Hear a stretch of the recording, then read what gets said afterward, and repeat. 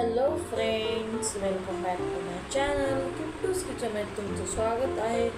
तर आज आपलं A to Z food challenge हा डे 3 आहे आणि डे 3मध्ये आपल्याला लेटर आहे C आणि C लेटरपासून मी बनवलेला आहे केक.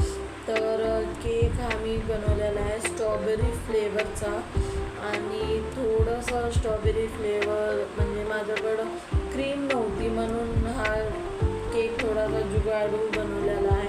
जसं ड्रीम केक असतो तशा टाईपमधून बनवलेला आहे. तसं नाही पण तसं टाईपमधून बनवलेलं आहे कारण की क्रीम कमी होती.